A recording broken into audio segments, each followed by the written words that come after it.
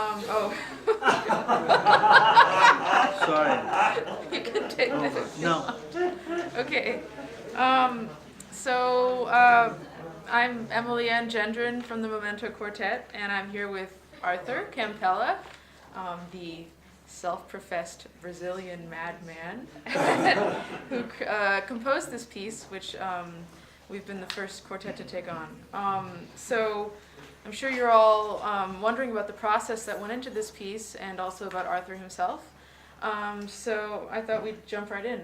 So this piece you composed in 1998 as part of your dissertation at Columbia, as part of your doctorate. And the main focus of your study and your research there was something called micrometric modulation, which sort of, I guess you'd call it a technique that you use for mapping out extremely complex rhythmic changes, sort of following the footsteps of Elliott Carter and composers like that, but I'd say even more complex, much more complex. Well, I guess tell us a little bit about how micrometric modulation, how this rhythmic technique fits into your work and to your musical language. Okay, try to be as brief as possible, which is going to be difficult. But basically, first of all, what I was thinking at that time was not exactly like some mathematical idea of how to transpose one rhythm to the next rhythm, but first how rhythm works in function of the gesturality of the interpreter. So I was thinking about that, for example, imagine a jazz drummer when he pumps his rhythms. So he's always connected to the previous rhythm. Even if his rhythm is something like very complex, whatever comes out of that previous rhythm is a cell that is linked to what he did before. Why? Not only because he is like he's inventing a new thing after what he just played, but because he is enveloped by forces of pressure, gravity, and so on and so forth. So I thought that is obviously that rhythms that are completely different in the outcome of a rhythm. It might be linked to something that he did before. So that's the first idea of the micrometric modulation. So if he does something like this rhythm that just came out is something that is woven within that one. Could be a quintuplet in relation of this, a sextuplet, or whatever. So I started to map those chains, and of course I have to go back to the works of Cowell and Carter, who mapped those things as a bridge between rhythm A and rhythm B. So, but more than that, because I had this idea that rhythms are also chains in themselves. You could create a specific rhythm and then create a rhythm that is derived from that one. For example, if you have a rhythm of 5, 1, 2, 3, 4, 5, 1, 2, 3, 4, 5. If you pick the two last notes of this rhythm, 1, 2, 3, 4, ta ta ta ta ta ta pa pa pa pa, so you can subdivide this by 3. But more than that, I noticed that subdividing this last thing by a new unit, you would get a different type of configuration, like ta ta ta ta ta ta ta ta ta ta ta ta ta ta ta pi pa pi pa pi pa, and this rhythm has another configuration. So I perceive that there is something called, very simple in mathematics, like commutative and associative properties, that if you invert certain rhythms, I'm not going to complicate the story, I'm going to just tell you guys what it is, that you see invert, and you put whatever was in the top, in the bottom, whatever was in the bottom, on the top, the rhythm underneath is a bridge. So that is one of the things that I started to understand, that this complex rhythm somehow could be linked. So when some people of this like new complexity school start to like work with the rhythms that are very different ratios, like saying 7 in times of 9, and then 10 in times of 13, or 5 in times of 4, they just put one rhythm after the other and say to the interpreter, just go and do it. But what is the link? What is the bridge between those rhythms? That was I was asking for. And the bridge is this micro rhythm that you mathematically derive. So at least I give a way for the hands to handle this. Of course, by the end of the story, what you get is some kind of holistic approach to the rhythm. But you know that within this time frame, that's the way you're going to enter. That's the reason that when they were performing my piece here, they have a sextuplet, or 6 notes in the time of 1 quarter, that it equals let's say a 7 in times of 5, and it's triplet if the metronomic markings move. So everything is malleable, and at least they are going to be surrounded by a certain rhythmic envelope to know more or less how they are going to do that thing within a specific time frame. But that's not precise, as you know, super precise. After they incorporate, they go by big cues and downbeats. And the main thing that comes out, I think, to the audience is these large-scale gestures, where, you know, these, although, of course, there's this extremely precise method that you have of mapping out rhythmic notation, it's all a means to a very expressive end. And actually, I think that brings us to one really interesting point about you as a composer and a performer, which is that, you know, there's this sort of duality. On the one hand, you know, somebody we know recently, you know, said very rightly that you are not just an asshole with a calculator. He is not, because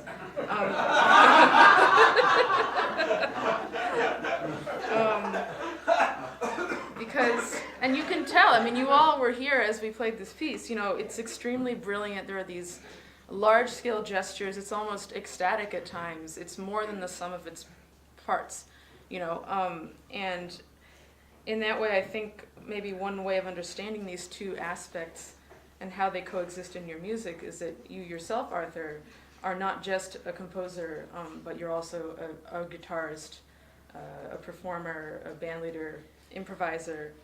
So there's this sort of cerebral approach on one hand, but also a very hands-on approach to another, and on another hand. And actually, this is one really important thing that I think you all may not be aware of, is that in the process of composing this piece, Arthur tried out all of our parts beforehand on our instruments.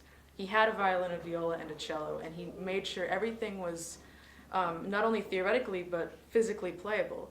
And things are written out, like fingerings, very good fingerings are written out, and even bowings occasionally. So I think that's what differentiates Arthur from even some far more conservative composers who constantly write unplayable things just because they don't know the instrument. And yeah, I don't know if you've...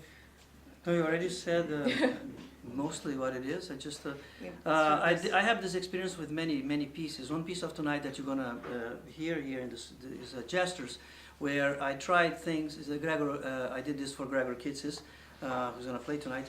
I tried in the violin specific ways of playing the instrument, and one of the most important aspects is that I wanted to make sure that when I think compositionally, I think ergonomically. I think more in the way I think the way the people are going to handle the instruments as they play. So when I started to work compositionally, which is like what is composition in certain ways, is a process to optimize the sequencing of materials. And this optimization of sequencing of materials cannot be only a literal sequencing. They have to have some kind of like ergonomic or let's say human background to it. So many times for me is important to when I'm thinking about the steps that I have to take to optimize those relationships, to understand how or what is the bridge that I can use, what is the limitation and the constraints of the instrument. So I would say that I start my composition thinking about the very instrument that I'm working for, and this it conditions the way I will derive some kind of relationships. Could be mathematical relationships, or could be like timbristic ideas or effects. But they are going to have, for example, I will have always to think that if I want to jump from a certain point to another point, I would have to let a string go. And when I do that, I might bother what will be a very specific structure that will be just imitating the contour of certain things, the intervallic contour. At that point, I'd say, oh, I know that the interval will go from here to here, let's say a seventh. But If I leave the string go, I would do an octave. Doesn't matter, because it's the contour that is more important. And so it's a struggle between the structural situation and the ergonomic situation. So I like to think in this terms, because I'm constrained already by the instrument itself. I'm not composing in abstract on some kind of like some plane that is like not that is like just on the paper. I'm composing thinking timbristically already. So basically, so I like to depart from the instrument as a compositional tool instead of the other way around. Right. Well, thanks. I think maybe the last, very quickly, the last thing that maybe everyone forgot that they might be wondering about is, how did you come up with the title of this piece, A Knife All Blade? Well, what is it based on? Yeah, the knife all blade is it means that it's a knife that doesn't have a place that you can handle. It doesn't have a handle, and so you're gonna cut yourself anywhere you hold. So, and it's based on the idea, on this poem by this constructivist poet from Brazil called João Cabral de Melo Neto. And João Cabral in the 1960s wrote this very important book called The Education by the Stone, and is the way that you present situations and slowly the situations change because you change one word or something like that. João Cabral was an extraordinary poet, and the knife all blade is the metaphor of this poem specifically. Is about a knife that is inside of you, and every position that you turn is gonna hurt you somewhere. It's about the speed of modern life. This knife or blade is like a bullet that is inside of you, always poking, always warm, or a clock. The structure of the clock, the ticks of the clock, that is always ticking inside of you because you're always in this rush to find our identity, who we are. And so I conceived the piece as a holistic structure, where as you can see when you listen to this piece, first of all, the whole string quartet is one entity, not like you have bass and you have high notes. You have so it's a very spatial relationship already. So it's almost if the string quartet is rotating slowly like a clock. And then you never know where a note is coming from. And sometimes some people are doing the bridges, the big arch of timbristic bridges that I created with these harsh sounds that can be the same in a violin or in a cello. So one prolongs the other. There's a moment here in the second part that everybody starts to do this, so it becomes a very mushy thing that, depending on this dynamic of whoever is doing, it creates this like a interspersing atmosphere where you don't know if a cello or a viola or whoever is doing that.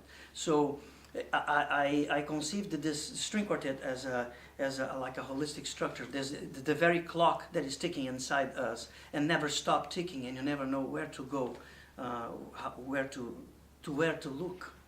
And so for me, this is like the idea, the idea behind the piece. Thank you. That's great. And by the end, just to say that, by the end, because of, just to close, a very interesting thing that I wanted to do, because I wanted to create that word that create, like Lagerman said, put yourself always in different situations. But that word that puts myself in different situations, that by the end of the piece, I asked them to go out of metric time, but they are very specific cells, a quasi-precise notation, not precise as before. But they start to rotate this notation and they start to decay. And this decaying is like almost a contradiction of all my process of very specific structure, where I am delineating everything that I want. In this point, there's no time signature anymore. Yeah, slowly. Randomly. Yeah, sorry. No. Clarify. Yeah. This is right. Yeah. Slowly, each one loses its own bar, and then it doesn't happen at the same time, but one loses and the other ones are still in the metric time, and then somebody get out of the metric time and start to do those gestures that are constellation, a collection of materials that happened before in the piece. Mm-hmm. And then slowly everybody's in that, and then they have to have this ritornello. They come back to a certain point, and then they go again. But of course they are out of sync.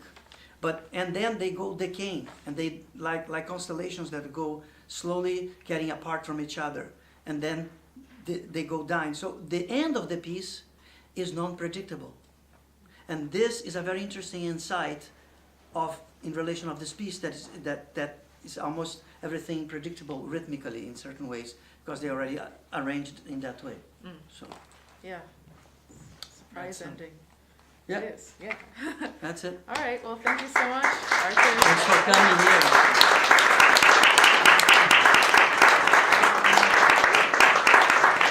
Thank you.